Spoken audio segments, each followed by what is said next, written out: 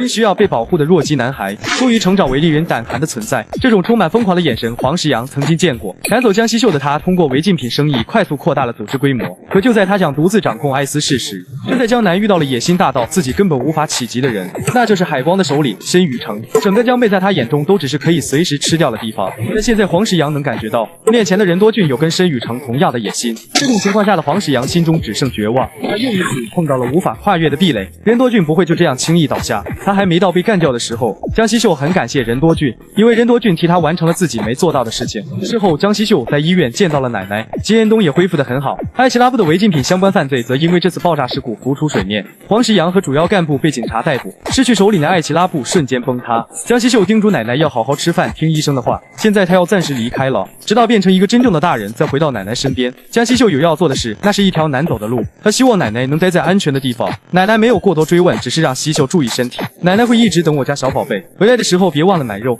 白道谦问任多俊今后打算怎么做。他们本打算吞下艾希拉布，扩大势力，可艾希拉布的主要战力都进了监狱，到头来多俊组织什么都没得到。但任多俊知道他们不是什么都没得到。江西秀从此正式加入了多俊组织，他会把欠多俊组织的人情加上10倍的利息还回去。既然已经成为了伙伴，白道谦询问江西秀能否公开一下黄石阳想抓你是因为什么东西。江西秀沉默片刻后表示马上就会知道的。比起这个，他更想知道任多俊以后有什么计划。多俊组织为了扩大势力与艾希拉布火拼，花的时间太长了，最后却只收获了江西秀。即便抓了剩下的4焰，也不一定能扩大势力。如果再这么拖下去的话，申雨成就真的要逃跑了。然而任多俊明白平衡已经被打破了，海光的人马上就会采取行动。几天后，一群人出现在4焰之一普武烈的组织武烈派基地，为首之人正是海光的干部郭道昌。海光打手在他的指挥下迅速行动。4焰之一金元彬的组织天宫工作室基地也遭到袭击，同时4焰之一罗成禄的组织青松会也是一样。3大组织首领不得不再次聚集。普武烈明白这样下去江贝很快就会被海光吞掉。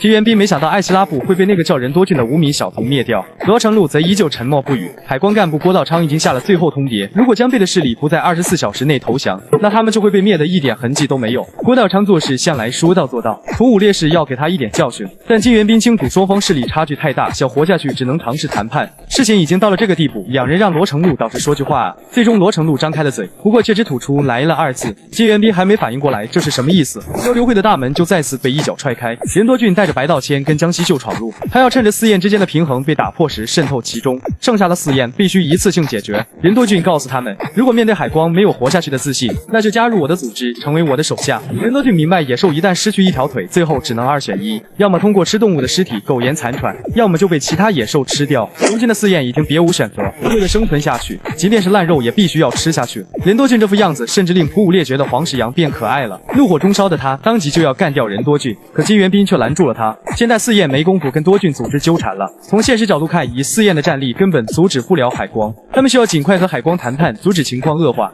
但普武烈绝不会把辛辛苦苦扩大的组织拱手让人，他不接受谈判，即便被海光吞掉，他也要在海光的牙缝里把海光的嘴撕烂。就此普武烈宣布自己退出4焰。金元彬看他真是傻逼一个。白道谦疑惑，这样下去没问题吗？4焰根本就不想跟多俊组织谈判，他们确实比任多俊想象中还要顽固。江西秀看还不如一下子把4焰全部干掉好了。不过任多俊相信4焰一定会咬自己扔出去的肉，当他们饿到受不了的时候。与此同时，武烈派经营的华林阁饭店处，海光的人正在其中大肆破坏，他们跟武烈派成员完全不在一个水平上，海光的力量增强到难以想象的程度，这样下去真的要完蛋了。及时赶到的普武烈恼火店都被砸成什么样了，手下一群饭桶连个门店都管理不好，还是得老板亲自出马才行。海光的人立刻一拥而上，密集的攻击落在普武烈身上。饭店生意本来就不好，普武烈不满苍蝇为什么还要进来捣乱，要知道饭店最看重的就是卫生。普武烈警告海光的人再敢妨碍自己做生意，就把你们放进油锅里炒了。不久后，一辆车停在饭店外，普武烈还在收拾海光的人。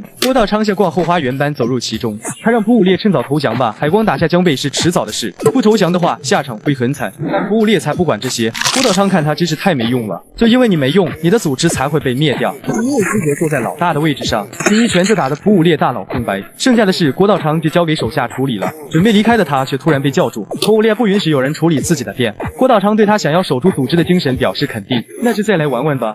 片刻后，郭道昌认可蒲武烈精神可嘉，但却没有当老大的资格。既然那个人想要这片地盘，那么郭道昌宣布从现在开始，江贝就是海光的地盘。蒲武烈不愿意相信这个结果，他到现在拼命打下的一切，难道就要在这里消失了吗？就在这时，有人问铲土的人在做什么，怎么能埋了有主人的狗呢？蒲武烈还没搞清到底发生了什么。任多俊最后问他一次，是要被其他野兽吃掉，还是要吃烂肉活下去？蒲武烈面对海光的反抗，在任多俊眼中做得很好。如今的蒲武烈已经没得选了，十分不甘心的他仰天发出怒吼。蒲武烈不愿成为任何人的手下，他只想暂时和任多俊组成临时结盟。但任多俊无所谓他怎么想，蒲武烈本以为就算自己加入多俊组织，剩下的四燕也无法被说服，可任多俊却让他用眼睛自己确认吧。与此同时，武烈派最后的地盘内，干部徐景泰指挥着手下把入口全堵住，这里要是再被拿下，武烈派就真完了。他本以为这样海光的人就绝对无法闯进来，可现实却与想象中的完全不一样。海光的人直接开车把堵住的地方冲开了，这完全就是疯子行径。郭道昌明白这所谓的组织理念早已烂透了。武烈派的人本想靠人数取胜，可郭道昌的实力超乎想象的强大，徐景泰难以置信怎么会有这样的怪物，他们跟郭道昌完全不是一个级别的。武烈派这样的一盘散沙能被称为组织，令郭道昌十分不满。今天他们全都得死。郭道昌告诉他们，之所以会如此不堪一击，就在于选择了实力弱的组织，而这一切都要怪老大的无能。徐景泰附和表示都是自己的错，只求您能放过我们。闻言，郭道昌丢下一把刀，还要徐景泰把自己手砍下来就放过这里的人，是要看着自己的手下被干掉，还是狠心砍下自己的手？郭道昌就知道这家伙没有带领组织的资格，徐景泰无法狠心砍下自己的手，在他眼中就算自己是干部也没必要为手下负责。见此，郭道昌明白徐景泰就是个懦夫，这次他把刀扔在武烈派成员面前，只要把徐景泰干掉，那他们就能离开。面对轻易把他们抛弃的老大，手下们当然不会手下留情。直到蒲武烈来到多俊基地后，才发现金元彬和罗成度早已来到这里，他们也决定跟任多俊联手。这蒲武烈跟蠢货一样，不考虑全局，只知道向前冲。事到如今，蒲武烈想知道任多俊以后打算怎么做。金元彬明白他们陷入了最糟糕的状况，现在海光以郭道昌为首的干部正在同时攻击四燕的地盘，结果就是四燕毫无还手之力，直接崩溃。听说郭道昌曾是全国暴力组织的一员，加入海光不到1年就成为了掌握实权的干部。在如此糟糕的情况下，金元彬想不出任多俊要怎么赢。任多俊纠正金元彬不该问要怎么赢，而是要先想你们为什么输了。闻言，蒲武烈的火气更甚，他不满任多俊这个时候怎么还有闲工夫挑刺。江西秀对暴脾气的蒲武烈也同样很不满。任多俊说明四燕和海光的实力本不相上下，只是少了艾希拉布也不可能一点反抗能力都没有。海光和四燕的不同点就只有一个，两者一个是整体组织，一个是分裂的组织。凝结为一体的海光袭击江贝时是极其高效的，